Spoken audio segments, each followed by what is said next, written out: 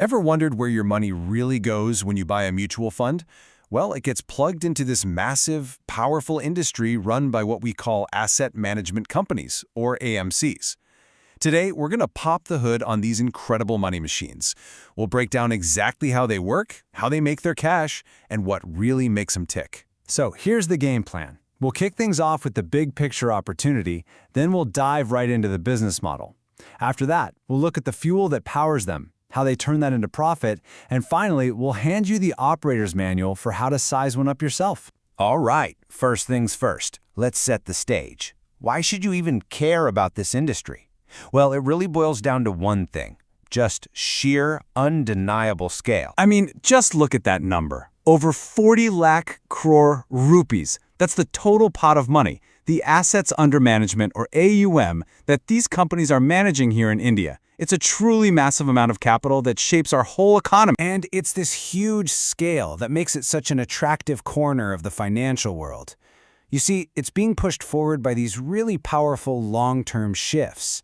We, as a country, are saving more, and we're moving that money out of things like gold and real estate and into financial products, like mutual funds. At the end of the day, this isn't a fad. It's a deep, structural growth story. Okay, so we get it. The machine is huge, but how is it built to be so darn efficient?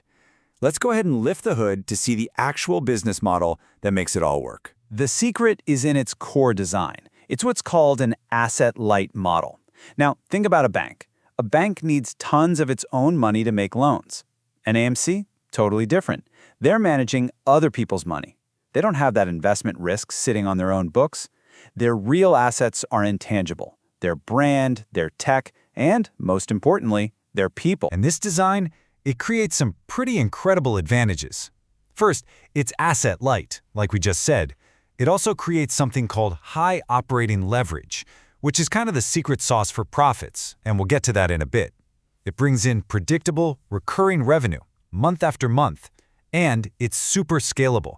They can manage way more money without their costs exploding. So how do they actually make money? Well, this is what's so fascinating. Look at this chart. A whopping 85% of their income comes from just one source, management fees. It's a tiny percentage they charge on the total AUM, and it acts like a steady, predictable heartbeat for the entire business. So, if those recurring fees are the heartbeat, then growing the assets under management, or AUM, well, that's the fuel. It's the single most important mission for any AMC out there: make that pot of money bigger. And there are really only two ways to grow that AUM. The first is market appreciation. Simple enough, right? The stock market goes up, and the value of the assets they hold goes up with it. The second is net inflows. This is the active part, getting more new money from investors than the money that's being pulled out. And this table just lays it out perfectly. Look, the market gives them a huge tailwind. Most of the growth comes from there. But the AMC can't control the market. Where the great companies really shine is over here, in the things they can control, consistently bringing in new money, launching hot new products, and landing those big contracts from institutions. That's the real skill. But, you know, it's not all sunshine and rainbows. You gotta watch out for some serious red flags.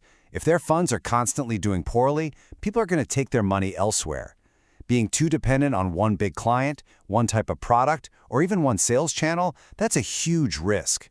These are the signs that tell you an AMC's growth might be built on shaky ground. Okay, so we've got the fuel, AUM. Now let's move over to the machine's control panel. This is where we see how all the dials and switches, the fees and the operating structure, turn that fuel into actual, hard profit. Here's a crucial point.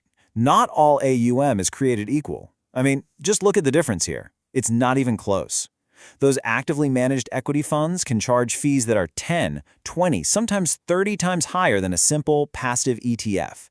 This right here is why having a premium product mix is everything for an AMC's profitability. And here it is, the turbocharger we talked about earlier, operating leverage. Think about it.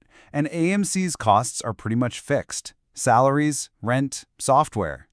Once the fees they earn cover those basic costs, almost every single extra rupee they make from new AUM drops straight to the bottom line as pure profit.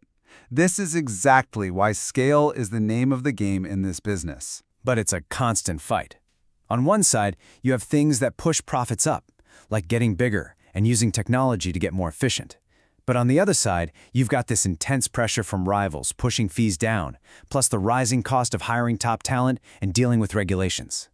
The best AMCs, they're the ones who are masters at managing this constant tug of war. All right, let's bring it all home. We've seen how the machine is built and how it runs. So now let's put it all together into a kind of operator's manual, a checklist you can use to analyze an AMC for yourself. The market really has two main camps. You've got the giants, the market leaders, who have massive scale and brand names everyone knows. But then you have these strong challengers who are often quicker, more nimble, and can build a name for themselves in specific niche areas.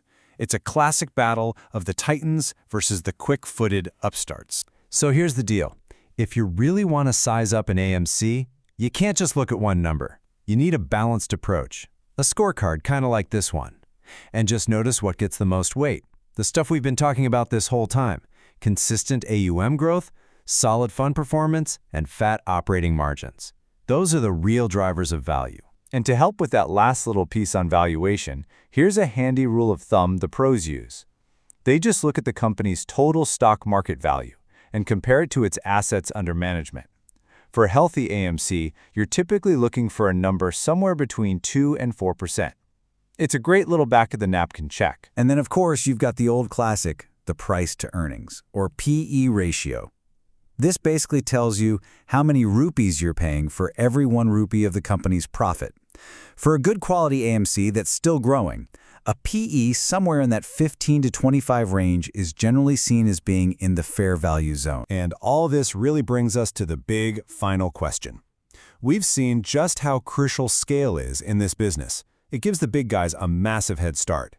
But we also know that amazing performance and real innovation can let smaller, more agile players not just survive, but thrive.